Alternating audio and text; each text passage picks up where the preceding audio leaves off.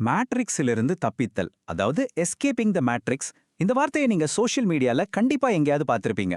குறிப்பா பெரிய லட்சியத்தோட இருக்கிற நம்மள மாதிரி இளம் இந்தியர்களுக்கு இது ஒரு மந்திரம் மாதிரி ஆயிடுச்சு.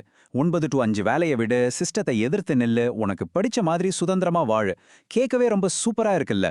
ஆனா நிஜமாவே இதுதான் இந்தியாவுல ஜெயிக்கிறதுக்கான வழியா? வாங்க இத பத்தி கொஞ்சம் ஆழமா பார்க்கலாம். ஆமா, நீங்க ஸ்லைட்ல படிச்சது 100க்கு 100 உண்மை. மேட்ரிக்ஸ்ல இருந்து தப்பி போதுன்னு இந்தியாவுல ஜெயிக்கணும்னு நினைக்கிறவங்களுக்கு ஒரு மிக மோசமான அட்வைஸ்.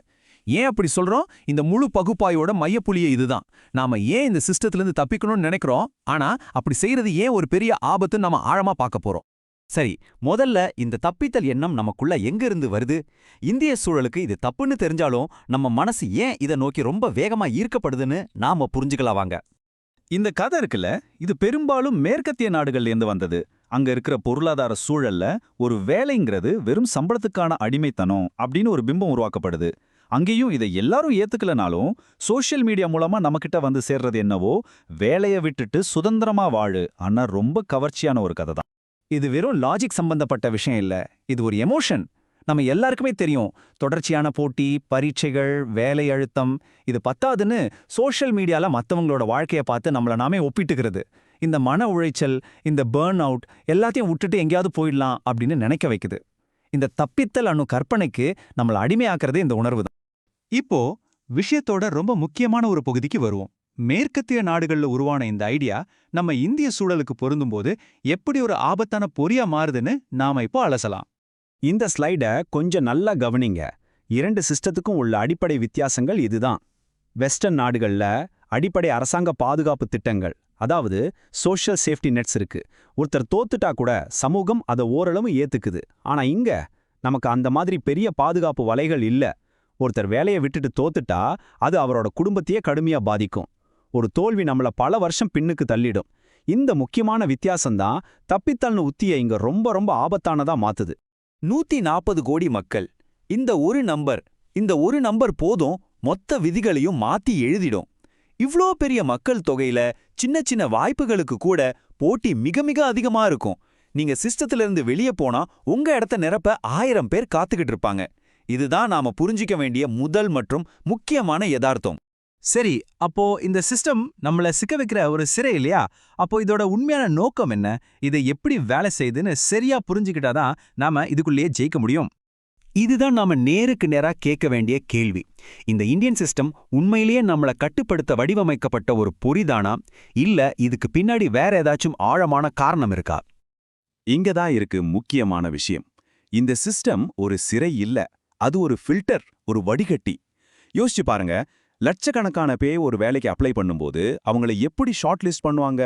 நம்ம டிகிரி, நம்ம காலேஜ் பிராண்ட், நம்ம பரீட்சை மார்க், இது எல்லாமே ஒரு கம்ப்ரெஷன் அல்காரிதம் மாதிரி செயல்பட்டு அந்த பெரிய கூட்டத்தை ஒரு சின்ன பட்டியலா வடிகட்டுது. அதாவது இந்த தகுதிகள் எல்லாமே இவ்வளோ பெரிய கூட்டத்துல எனக்கு ஒரு அடிப்படை திறமை இருக்குன்னு காட்டுற சிக்னல்கள். இது பெர்ஃபெக்டான சிஸ்டமான விவாதம் பண்ணலாம். ஆனா யதார்த்தம் இதுதான்.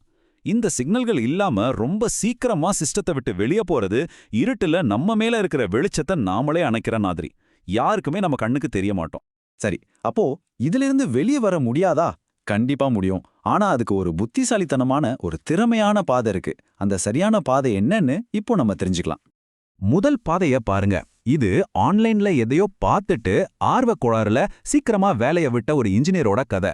அவர் தன்னோட சேமிப்பை எல்லாம் நிரூபிக்கப்படாத ஐடியாக்கள்ல போட்டு கடைசில ரெஸ்யூமேல ஒரு பெரிய கேப் விழுந்து திரும்பவும் ஒரு பலவீனமான இடத்துல இருந்து வேலை தேட வேண்டிய ஒரு மோசமான நிலைக்கு வந்துடுறாரு. இது ஒரு எச்சரிக்கை கதை. இப்போ இந்த 2வது பாதையை பாருங்க. இந்த இன்ஜினியர் ரொம்ப புத்திசாலித்தனமா சிஸ்டமை பயன்படுத்துறார். வேலையில இருந்துகிட்டே தன்னோட திறமைகளை வளர்த்துக்கிறார்.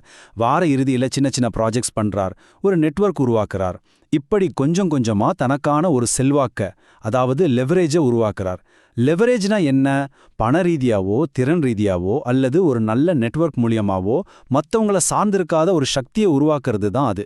கடைசியில அவர் ஒரு வலிமையான நிலையிலிருந்து அடுத்து என்ன செய்யணும்னு முடிவு பண்ற சக்தி அடைகிறார். இதுதான் உண்மையான சுதந்திரம். இந்த ஒரு வரி தான் மொத்த விஷயத்தோட சாராம்சம். இந்திய சூழல்ல சுதந்திரம் என்பது திடீர்னு ஒரு நாள் நான் சுதந்திரம்னு சொல்றதுல வராது. அது திட்டமிட்ட உழைப்பு மூலமா கொஞ்சம் கொஞ்சமா சம்பாதிக்கப்பட வேண்டிய ஒரு விஷயம். அப்போ நம்மளோட வியூகம் எப்படி இருக்கணும்? இதோ ஒரு தெளிவான வழிகாட்டி. முதல்ல ஒரு வலுவான அடித்தளத்தை உருவாக்குங்க. அதாவது நல்ல திறமைகள், கொஞ்சம் சேமிப்பு, ஒரு நல்ல பெயர். இதுதான் உங்க பாதுகாப்பு கவசம். ரெண்டாவதா, சிஸ்டத்தோட கருவிகளை புத்திசாலித்தனமா பயன்படுத்துங்க. டிகிரி, வேலை, கம்பெனி பிராண்ட்ஸ் இதெல்லாம் எதிரி இல்ல, உங்களுக்கான கருவிகள். மூணாவதா, வேலைக்கு வெளியில உங்களுக்கான செல்வாக்க உருவாக்குங்க. ஒரு கண்டென்ட் மூலியமாவோ, ஒரு கோட் மூலியமாவோ, இல்ல ஒரு சின்ன கம்யூனிட்டி மூலியமாவோ.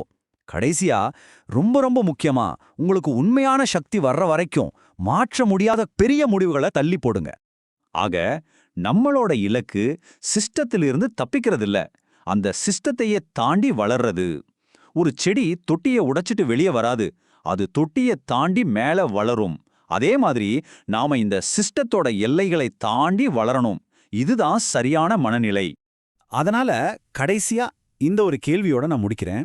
இந்த சிஸ்டத்தை ஒரு எதிரியா பார்க்காம ஒரு கருவியா பார்த்து உங்களுக்கான செல்வாக்க, உங்களுக்கான சுதந்திரத்தை உருவாக்க நீங்க இதை எப்படி பயன்படுத்த போறீங்க? இத பத்தி நீங்க கண்டிப்பா யோசிக்கணும். ஏன்னா இந்த ஒரு மனநிலை மாற்றம் தான் உங்க எதிர்காலத்தையே தீர்மானிக்க போகுது.